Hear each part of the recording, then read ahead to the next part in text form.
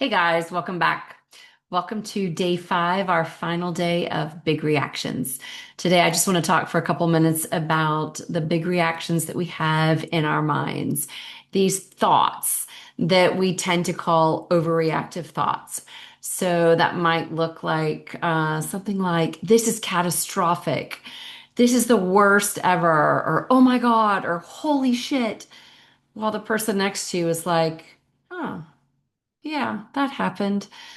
And it is amazing how our minds love to get into these like urgent, high stakes, super serious, catastrophic, dramatic thoughts. And then the second that thought kind of gets your attention, well, then it likes to repeat itself and it feels real. And I read a couple quotes earlier today, and they were super short, but they landed when it comes to these big reactions that happen in our thoughts. The thing we call overreaction is typically simply a nervous system reacting to old data from an earlier time. It is not too much, it is not overly dramatic. It is perfectly in proportion to what was believed to be true when you were young.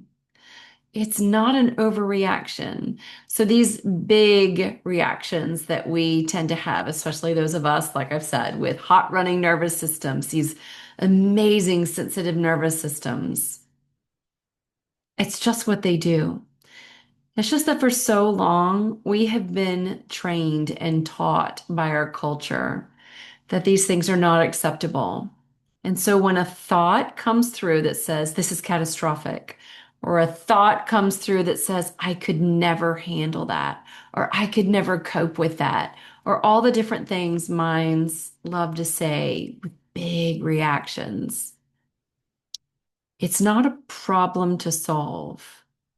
It's more something to notice. And then this was the second quote that I read.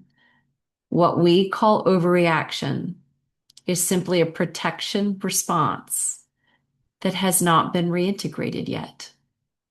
So I used to hate how my mind would immediately, like in less than a second, jump to the worst case scenario, the biggest, most dramatic, awful conclusion. Literally, like I would be with my friends and we would get some news, like someone would call or text and give us some like sad or upsetting or shocking news. And they would be like, "Oh, we should go do something to help."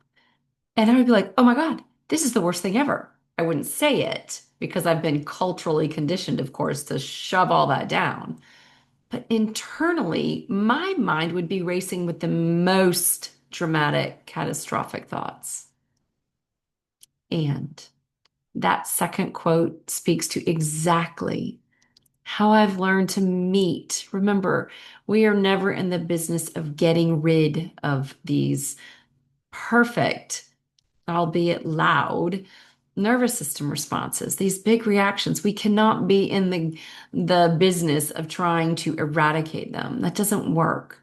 If anything, it just creates more of a sensation of fear of not safety. And then they tend to grow. So we want to meet them. Just like with behaviors that are big reactions, those thoughts, those catastrophic, dramatic thoughts that just come, they just happen.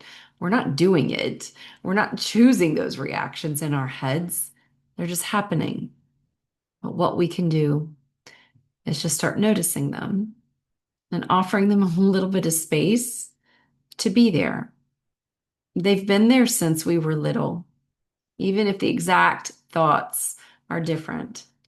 The sentiments have been there since we were little, when we perceived danger, when we perceived threats.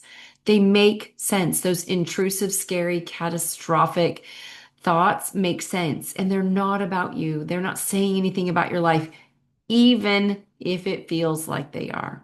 So I want to leave you with this. This is my truth test. Here's what it looks like. Let's see. Truth test. My truth test. Most of you, if you are one of my clients or you've been in one of my courses, you have a copy of this truth test with you. I made this little truth test for myself back when I was really exploring these big dramatic, I mean, I had, what I called gun to the head terror thoughts, like all day. So, like days on end, these just constant stream of terrifying, big thoughts.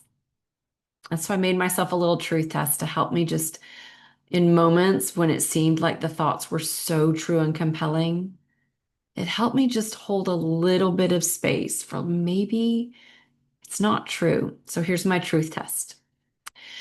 If this thought feels urgent, high stakes, dramatic, or contracted, it cannot be the truth. If the story says this shouldn't be happening, I can't cope with this, or this must be different, it is not the truth. And if your cute little mind is like, no, no, no, no, if there's a piece of data, the number in the data is accurate. And that's not what I'm pointing to. I'm not pointing to raw data. I'm not pointing to the text comes in that, I don't know, you've just lost your job. Or the bank statement comes and you have no money in the bank. I'm not pointing to those pieces of raw data. Data is data, it's neutral. The truth test is for those reactions, those thoughts, those habitual big responses that come through your mind. I can't handle this. This is catastrophic. This is the worst thing ever. This is the end of me. I can't do it anymore. Those thoughts, if they are urgent, high stakes, very dramatic, or contracted, they are not the truth.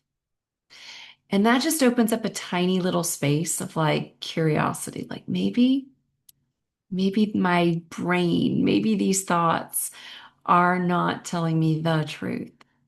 And then we get to default to the best thing ever, which is be the space. Be the space that actually allows these things to move through you. Be the clear blue sky that sees the storm clouds, feels the storm clouds, even the big dramatic storm clouds. It says, yeah, you are welcome to pass right through me. Stay as long as you need to stay. Do the good work you're doing.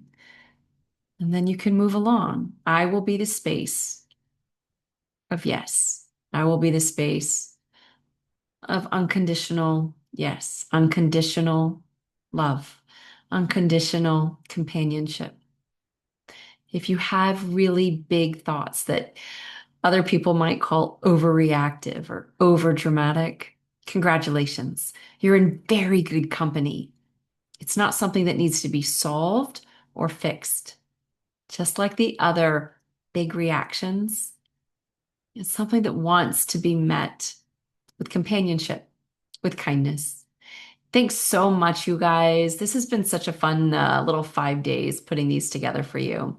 And I'll see you back probably in a couple weeks. I love you guys. Bye.